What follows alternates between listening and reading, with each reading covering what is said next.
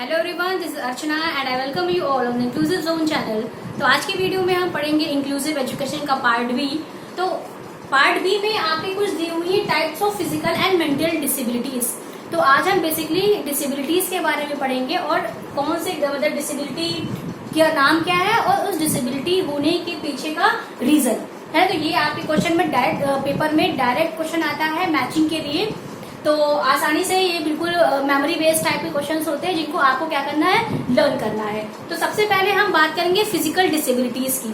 तो जो बोर्ड पे आपको कुछ डिसेबिलिटीज दिख रही हैं ये फिजिकल डिसेबिलिटीज है। तो एक एक करके हम जानते हैं कि इस डिसेबिलिटी के पीछे क्या रीजन है। तो पहली डिसेबिलिटी आपको बोर्ड पे दिख रही होगी सेरिब्रल प्लासी। तो सेरिब्रल प्लासी ये आपके एग्जाम में बहुत बार क्वेश्चन रिपीट हो चुका है सेरिब्रल प्लासी से रिलेटेड। तो हम ये जानते हैं कि सेरिब्रल प्लासी के होने का रीजन क्या है। तो जैसे आपको बोर्ड पे दिख रहा होगा सेरिब्रल प्लासी में क्या लिखा गया है, due to an injury in the development of brain. तो जब हमारे ब्रेन में कोई इंजरी हो जाती है उसके कारण जब हमारे ब्रेन का डेवलपमेंट नहीं हो पाता है तब हमें क्या होती है, सेरिब्रल प्लासी होती है। तो जो एक की पॉइंट्स है ना, इंजरी, डेवलपमेंट इन ब्रेन, तो आपको ये की पॉइंट्स आपको ये हमेशा याद रखने हैं ताकि आपको क्वेश्चन करने में दिक्कत ना हो। देन आपकी सेकंड है मल्टीपल स्क्लेरोसिस। तो मल्टीपल स्क्लेरोसिस में क्या होता है, incurable progressive disease of central nervous system. ये एक ऐसी डिजीज है जो कैसे होती है, सेंट्रल नर्वस सिस्टम में जब आपके कुछ प्रॉब्लम्स आ जाती हैं तब आपको मल्टीपल स्क्लेरोसिस होता है। और जो मल्टीपल स्क्लेरोसिस है ये एक इनक्यूरेबल टाइप की डिजीज है, ये ठीक नहीं होती है। देन है आपका मस्कुलर डिस्ट्रोफी। मस्कुलर डिस्ट्रोफी को डिक्योन भी बोलते हैं। तो ये एक टाइप का जेनेटिक डिसऑर्डर है। तो इससे जो कि शायद हिंदी में इसको मिर्गी भी बोलते हैं। तो इसमें क्या होता है, nerve cell activity in brain is disturb. तो जो भी आपके ब्रेन में जो नर्व्स होती है वो डिस्टर्ब हो जाती है, वो सही से काम नहीं कर रही होती। इससे क्या होता है कि ह्यूमन के बिहेवियर में अचानक से चेंज आता है। नॉर्मल लाइफ में आपने एपिलेप्सी से रिलेटेड बहुत सारे केसेस देखे भी होंगे। देन आपका स्पिना बिफिडा, ये क्वेश्चन भी आपका प्रीवियस में बहुत बार पूछा जा चुका है। तो स्पिना बिफिडा में क्या होता है, incomplete formation of spine and spinal cord. जब आपकी जो स्पाइन या स्पाइनल कॉर्ड में कोई प्रॉब्लम आती है, जब इसका प्रॉपर डेवलपमेंट नहीं हो पाता है तब आपको क्या होता है, स्पिना बिफिडा होती है। इसमें होता क्या है कि आपको चलने फिरने से, बैठने से रिलेटेड ये सारी प्रॉब्लम्स फेस करनी पड़ती हैं। उसके बाद आता है टूरिट सिंड्रोम। ये बहुत फेमस है, आपने जो हिचकी मूवी में ये सिंड्रोम के बारे में सुना भी होगा और देखा भी होगा कि ये सिंड्रोम किस तरीके का होता है। तो टूरिट सिंड्रोम में होता क्या है कि ये क्या है, न्यूरोलॉजिकल डिसऑर्डर है। तो आपको याद कर रखना ये किस टाइप का डिसऑर्डर है, एक न्यूरोलॉजिकल डिसऑर्डर है which involves involuntary and repetitive vocalization, sounds and movements. A person with Tourette syndrome can't control these tics. तो आपने हिचकी मूवी में देखा भी होगा कि होता क्या है कि वो जब उसको आप उसके न्यूरोलॉजिकल डिसऑर्डर में कुछ प्रॉब्लम आती है तो होता क्या है कि वो ऑटोमेटिक जो आपका साउंड से रिलेटेड या बोलने से रिलेटेड जो प्रॉब्लम्स होती है उसकी स्टार्ट हो जाती है। और उस पे वहाँ होता क्या है कि वहाँ पे टूरिट सिंड्रोम में पर्सन उस पे कंट्रोल नहीं कर पाता है। तो वो कैसे होते हैं, वो इनवॉलंटरी एक्शंस या टिक्स होते हैं। तो वो किसमें होता है, टूरिट सिंड्रोम में होता है। देन आपका लास्ट है मॉर्फन सिंड्रोम। मॉर्फन सिंड्रोम में एक तरीके का जेनेटिक डिसऑर्डर है। तो ये आपकी कुछ फिजिकल डिसेबिलिटीज थी। पहले सेरिब्रल प्लासी, ये किस लिए होती है, due to an injury in the development of brain. Then आपका मल्टीपल स्क्लेरोसिस, ये क्या है, incurable progressive disease of central nervous system. तो ये किसके थ्रू होती है, ये सेंट्रल नर्वस सिस्टम की वजह से होती है। ये सेरिब्रल प्लासी कैसे होती है, डेवलपमेंट ऑफ ब्रेन से रिलेटेड है आपकी। मस्कुलर डिस्ट्रोफी या डिप्यून क्या है, एक जेनेटिक डिसऑर्डर है। देन आपका एपिलेप्सी। एपिलेप्सी में क्या होता है, ये जब आपका ब्रेन में डिस्टर्बेंस क्रिएट हो जाती है तब क्या होता है, आपका एपिलेप्सी होता है। तो यहाँ पे एपिलेप्सी में आपका ब्रेन क्या होता है, डिस्टर्ब होता है। और सेरिब्रल प्लासी में क्या होता है, जब आपके ब्रेन में कोई इंजरी होती है उसकी वजह से आपके ब्रेन का डेवलपमेंट सही से नहीं हो पाता है तब आपको सेरिब्रल प्लासी होती है। तो दोनों में कंफ्यूज मत होइएगा। देन आपका स्पिना बिफिडा। स्पिना बिफिडा में स्पिना से आप याद रख सकते हो स्पाइनल, है ना। तो जब आपके स्पाइनल कॉर्ड में रीढ़ की हड्डी में कोई प्रॉब्लम होती है तब वो क्या होता है, आपका स्पिना बिफिडा हो जाता है। देन आपका टूरेट सिंड्रोम। टूरेट सिंड्रोम कैसा है? एक न्यूरोलॉजिकल डिसऑर्डर है। इसमें होता क्या है कि इसमें ये क्या है, इनवॉलंटरी एंड रिपीटेटिव वोकलाइजेशंस होते हैं। रिपीटेटिव जैसे कि वो अपने हिचकी मुंह में देखा हुआ, जब वो बोलती है तो ऐसे ऐसे ऐसे ऐसे करती रहती है वो। तो इस तरीके से होता क्या है कि वो इस सारी चीजों को क्या करते हैं, वो कंट्रोल नहीं कर पाती है। तो इस सिंड्रोम को क्या बोलते हैं? टूरेट सिंड्रोम है, जो कि किससे रिलेटेड है? आपका रिपीटेटिव वोकलाइजेशन से, मतलब आपकी वोकल, आपके बोलने से रिलेटेड होता है, साउंड से, मूवमेंट से, जो कि इस पे उसका कंट्रोल नहीं होता है। तो ये आपका क्या है? Tourette syndrome. देन आपका मॉर्फन सिंड्रोम। तो मॉर्फन सिंड्रोम भी क्या है? एक तरीके का जेनेटिक डिसऑर्डर है। तो आई होप आपको ये फिजिकल डिसेबिलिटीज के जो कुछ टाइप्स हैं ये समझ में आए होंगे। इसमें समझाने जैसा कुछ भी नहीं है, सिर्फ और सिर्फ आपको चीजें मेमोराइज करनी। इसलिए आपको मैंने यहाँ पे बोर्ड पे डिसेबिलिटी के साथ साथ ये क्यों होती है इसके पीछे का एक एक लाइन में रीजन लिख दिया, ताकि आपको याद करने में आसानी रहे। तो अब हम बात करते हैं मल्टीपल डिसेबिलिटीज। तो मल्टीपल डिसेबिलिटीज कौन कौन सी है और उनके पीछे के क्या रीजंस हैं?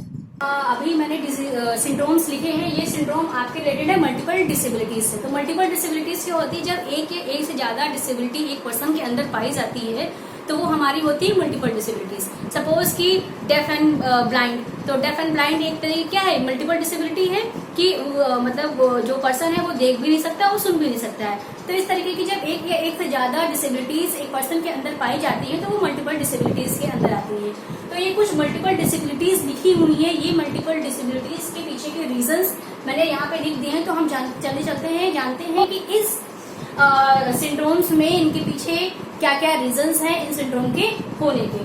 तो सबसे पहला है आपका डाउन सिंड्रोम। तो डाउन सिंड्रोम में क्या होता है कि 47 क्रोमोसोम्स इंस्टेड ऑफ नॉर्मल 46, है ना। तो यहाँ पे यदि एक पर्सन के अंदर 46 क्रोमोसोम्स होते हैं, यानी कि 23 पेयर्स ऑफ क्रोमोसोम्स होते हैं, 23 पेयर्स होते हैं, ठीक है। जो टोटल कितने हो गए? 46।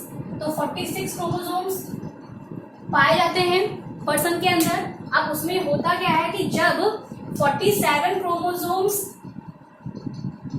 इंस्टेड ऑफ नॉर्मल 46, यानी नॉर्मल तो कितना है? 46 क्रोमोसोम है, लेकिन जब एक क्रोमोसोम बढ़ जाता है, 47 हो जाता है, तो इसके लिए तब क्या होता है? हमारा डाउन सिंड्रोम हमें हो जाता है, ठीक है।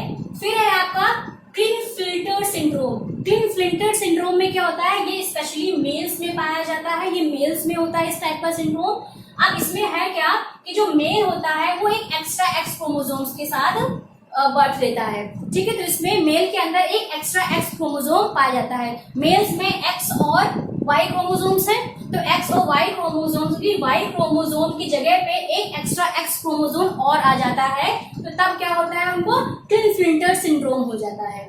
देन है आपका ट्रूनर सिंड्रोम। ट्रूनर सिंड्रोम क्या है? बेसिकली गर्ल्स में होता है। अब इसमें है क्या कि इसमें क्रोमोसोमल का लॉस होता है। जो क्रोमोसोम होते हैं वो लॉस हो जाते हैं। तो क्रोमोसोम जो लॉस हो जाते हैं, जिसका मतलब क्या है कि कितने टोटल क्रोमोसोम्स? 46 क्रोमोसोम्स होते हैं। तो 46 क्रोमोसोम्स ना होकर जब 45 क्रोमोसोम्स होते हैं, तब कौन सा सिंड्रोम होता है? ट्रूनर सिंड्रोम होता है। और ये किसमें होता है? ये फीमेल्स में होता है। और जो आपका क्लिनफिल्टर सिंड्रोम है, ये किसमें होता है? मेल्स में होता है। तो आपको ये दोनों याद रखने हैं कि क्लिनफिल्टर सिंड्रोम में जो मेल होते हैं वो एक एक्स्ट्रा एक्स क्रोमोसोम के साथ बर्थ लेते हैं, और ट्रूनर सिंड्रोम में क्या होता है? फीमेल्स में एक क्रोमोसोम कम हो जाता है, यानी कि 46 की जगह उसमें उनमें कितने क्रोमोसोम्स होते हैं? 45 क्रोमोसोम्स होते हैं, तब उनको ट्रूनर सिंड्रोम हो जाता है। देन आपका कैट क्राई सिंड्रोम। ये सिंड्रोम बहुत ही इंटरेस्टिंग टाइप का है। इसमें होता क्या है कि causing the individual to have a high pitched cry, जिसकी जो बहुत तेज तेज चिल्ला के, मतलब कि उनकी जो पिच होती है रोने की वो बहुत हाई होती है, उनको क्या हो जाता है? कैट क्राई सिंड्रोम हो जाता है। जैसे आप लोगों ने एक कार्टून देखा होगा निंजा हथौड़ी। तो निंजा हथौड़ी में जो निंजा हथौड़ी का भाई होता है वो कितनी तेज चिल्लाता है, जब वो रोता है तो आसपास सब भाग जाते हैं। तो इस तरह आप इससे रिलेट करके याद रख सकते हो। तो वो सिंड्रोम कैसा है? कैट क्राई सिंड्रोम है, जिसमें जो रोने की पिच है वो बहुत हाई होती है। देन है आपका large head filled with liquid. जो हेड है जब उसमें पानी भर जाता है तो वो क्या होता है? उसको बोलते हैं हाइड्रोसिफेलिस। इसको भी आप याद रख सकते हो। हाइड्रो मतलब क्या होता है? वाटर। तो जब आपके हेड में, जब किसी भी पर्सन के हेड में जब पानी भर जाता है तो उसको क्या हो जाता है? हाइड्रोसिफेलिस हो जाता है। देन है आपका decrease availability of oxygen in body tissues. जब बॉडी टिश्यूज में हमारे ऑक्सीजन की कमी होने लगती है तब क्या हो जाता है? हमें एनोक्सिया हो जाता है। ठीक है। तो ये कुछ आपकी मल्टीपल डिसेबिलिटीज थी जो आपको याद रखनी है, ये आपके पेपर में बहुत बार पूछी जा चुकी है। तो आपको क्या करना है कि आपको एक मतलब कि आप निमोनिक बना लीजिए, है ना, जैसे कि मैंने आपको कैट क्राई में बताया कि निंजा हथौड़ी का मैंने एग्जांपल दिया। तो इस तरीके से अगर जो आप निमोनिक्स बना लेंगे या एग्जांपल से रिलेट कर लेंगे तो आपको इजीली याद रहेंगी। और यहाँ पे कुछ समझने जैसा है नहीं, सिर्फ आपको इसको रटना है, ठीक है। लर्निंग डिसेबिलिटीज की, तो लर्निंग डिसेबिलिटीज से भी आपके एग्जाम में बहुत बार क्वेश्चंस पूछे गए हैं। तो चलिए डिस्कस करते हैं एक एक करके, एक एक लर्निंग डिसेबिलिटी। तो पहली लर्निंग डिसेबिलिटी है dyslexia, most common and most important. तो डिसलेक्सिया क्या है? Difficulty in reading words and letters. Dyslexia में जब पढ़ने से रिलेटेड, रीडिंग से रिलेटेड हमें प्रॉब्लम्स होती हैं, तब वो क्या होता है? डिसलेक्सिया होता है। जैसे कि आपने तारे जमीन पर ईशान देखा, ईशान को क्या था? डिसलेक्सिया था। तो वो लेटर्स को आसानी से नहीं समझ पाता था, तो वो क्या है? वो डिसलेक्सिया था। जैसे कि अगर जो हमने डी बनाया तो डी को कैसे डिकोड करता था? ऐसे डिकोड करता था। अगर जो हमने बोला गॉड, तो गॉड को वो उससे उल्टा पड़ता था। तो इस तरीके की जो प्रॉब्लम्स होती हैं वो कैसी, जो रीडिंग से रिलेटेड प्रॉब्लम्स है वो किसके अंदर आती है? डिसलेक्सिया के अंदर आती है। देन है आपका डिसग्राफिया। तो डिसग्राफिया क्या है? Handwriting problems. जो हैंडराइटिंग प्रॉब्लम्स हैं, यानी कि देखा होगा कुछ बच्चों की राइटिंग बहुत गंदी होती है, बिल्कुल पढ़ने में नहीं आती है, वो सही से लिख नहीं पाते हैं। तो इस तरीके की प्रॉब्लम्स किसके, कौन सी डिसेबिलिटी उनके अंदर होती है? उनके अंदर होती है डिसग्राफिया, ठीक है। ग्राफ, डिसग्राफ से याद रखिएगा कि ग्राफ क्या हम बनाते हैं हाथों से, तो किससे रिलेटेड है? हमारी हैंडराइटिंग से। देन है आपका डिसकैलकुलिया, ये भी बहुत इंपॉर्टेंट है, बहुत बार एग्जाम से पूछी जाती है। तो डिसकैलकुलिया में क्या होता है कि dyscalculia is related to mathematics, है ना, कि जब आपके कैलकुलेशन में प्रॉब्लम्स होती है, जब कोई बच्चा है जो वो सही से कैलकुलेट नहीं कर पा रहा है, वो मैथ से क्वेश्चंस नहीं कर पा रहा है, उसको मैथ से डर लग रहा है, तो वो क्या हो जाता है? हमारा डिसकैलकुलिया के अंदर आता है। देन है हमारा ADHD।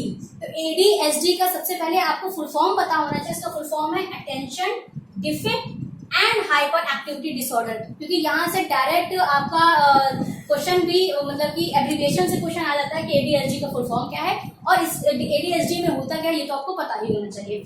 तो ADHD एक तरीके का आपका बिहेवियरल डिसऑर्डर है।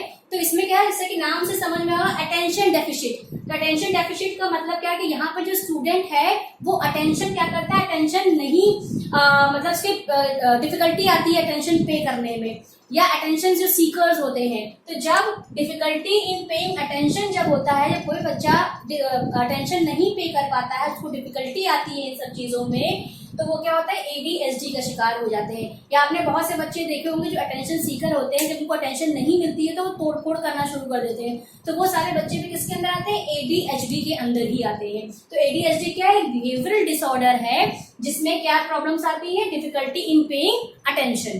देन है आपका डिस्प्रैक्सिया।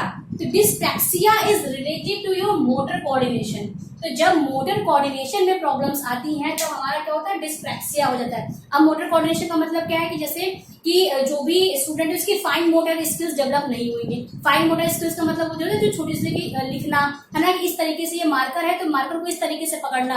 तो पकड़ने में क्या है, जो आपकी छोटे छोटे ये मसल्स हैं, तो इनमें क्या होता है? कोऑर्डिनेशन, अच्छा कोऑर्डिनेशन होना चाहिए, पकड़ अच्छी होनी चाहिए। तो इस तरीके की जो प्रॉब्लम्स होती हैं, जब बच्चा सही से पेन नहीं पकड़ पा रहा है, किसी बच्चे ने ऐसे ही पेन पकड़ा, वो ढीला पकड़ा है, तो जब उसके मसल्स के मोटर में कोऑर्डिनेशन नहीं हो पाती है, तब वो किसके अंदर आता है? डिस्प्रैक्सिया के अंदर आता है।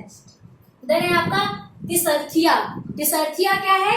Slurred speech. जब मतलब कि आपने बहुत से बच्चे देखे होंगे वो जो सही से बोल नहीं पाते, ब्लू ब्लू करके बोलते हैं, या बहुत ही क्लियर वॉइस उनके मुंह से नहीं निकलती है, वो स्पीच उनकी क्लियर नहीं होती है, तो वो क्या होता है? हमारा डिसर्थिया होता है। Dysarthria is related to slurred speech. Then है आपका डिस्थेनिया। डिस्थेनिया क्या होता है? Loss interest in daily activities. जब डेली एक्टिविटीज जो आप करते हैं, जब वो डेली एक्टिविटीज करने में आपको इंटरेस्ट नहीं आता है, तो वो क्या होता है? वो डिस्थेनिया होता है। देन है आपका डिस्नोमिया।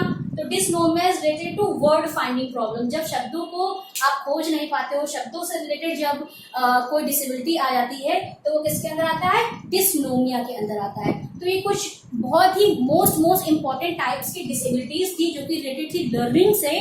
तो मैंने आपको बता दी, यहाँ से भी डायरेक्ट क्वेश्चन आता है। तो आज की वीडियो में हमने लर्निंग डिसेबिलिटीज के बारे में पढ़ा, तो आई होप आपको लर्निंग डिसेबिलिटीज इजी समझ में आ गई होंगी। और लर्निंग डिसेबिलिटीज के साथ साथ हमने फिजिकल डिसेबिलिटीज के बारे में पढ़ा, हमने मल्टीपल डिसेबिलिटीज के बारे में पढ़ा और उनके पीछे क्या रीजंस हैं डिसेबिलिटी होने का, ये भी हमने जाना। तो यहाँ से आपके एग्जाम में डायरेक्ट क्वेश्चंस आते हैं, तो इसमें कुछ ज़्यादा समझने वाली जैसी चीज़ें है नहीं। यहाँ पे आपको इन डिसेबिलिटीज को याद करना है ताकि आप अपने एग्जाम में इजिली क्वेश्चन कर पाएं। तो इन्हीं डिसेबिलिटीज से रिलेटेड हम कुछ क्वेश्चंस कर लेते हैं ताकि आपको समझ में आ जाए कि इन डिसेबिलिटीज से किस टाइप से क्वेश्चंस पूछे जाते हैं। तो चलिए कुछ दो क्वेश्चंस आपको बोर्ड पे दिख रहे होंगे। ये दोनों क्वेश्चंस आपके प्रीवियस ईयर में ऑलरेडी पूछे जा चुके हैं, तो मैं ये कराती हूँ, इससे आपको पता चल जाएगा कि डिसेबिलिटीज से, टाइप्स ऑफ डिसेबिलिटीज से किस तरह के क्वेश्चंस आते हैं। तो पहला क्वेश्चन लिखा है the decane is most common type of. तो डिकेन क्या है, आपके ऑप्शन दिए हुए स्पिना बिफिडा। तो अब आपको डिकेन के पीछे मतलब ये किस टाइप की डिसेबिलिटी आपको ये पता होना चाहिए। तो पहला ऑप्शन है आपका स्पिना बिफिडा, देन आपका multiple sclerosis, then third option आपका मस्कुलर डिस्ट्रोफी, देन आपका ट्रॉमेटिक ब्रेन इंजरी, ये होगा है ना। तो ट्रॉमेटिक ब्रेन इंजरी, तो यहाँ पे इसका आंसर क्या है, तो डिकेन क्या है, मस्कुलर डिस्ट्रोफी है। तो देखिए यहाँ पे कुछ भी माइंड नहीं लगाना है, कोई दिमाग नहीं लगाना है आपको, सीधा अगर जो आपको ये याद है तो आप ये वाला क्वेश्चन इजिली कर लोगे। तो आपको ये डिसेबिलिटीज याद करनी ही पड़ेंगी। तो इसका आंसर क्या हो जाएगा, मस्कुलर डिस्ट्रोफी हो जाएगा। देन है आपका second question, epilepsy is a kind of. तो एपिलेप्सी क्या है, मस्कुलर डिसऑर्डर है कि कम्युनिकेशन डिसऑर्डर है कि न्यूरोलॉजिकल डिसऑर्डर है कि साइकेट्रिक डिसऑर्डर है। तो इसका भी डायरेक्ट आंसर क्या है, epilepsy is a neurological disorder. तो ये भी इसका आंसर क्या हो गया, इसका आंसर हो गया कि एपिलेप्सी क्या है, एक न्यूरोलॉजिकल डिसऑर्डर है। तो ये क्वेश्चन भी क्या है, डायरेक्ट क्वेश्चन है, कोई भी एप्लीकेशन मोड का क्वेश्चन नहीं है, सीधे मेमोरी बेस्ड क्वेश्चन है। तो आपको डिसेबिलिटीज याद करनी ही करनी पड़ेगी। तो ये कुछ क्वेश्चन है। तो आई होप आपको डिसेबिलिटीज वाला पार्ट समझ में आ गया होगा। तो थैंक यू वेरी मच। मिलते हैं नेक्स्ट वीडियो में नेक्स्ट टॉपिक के साथ।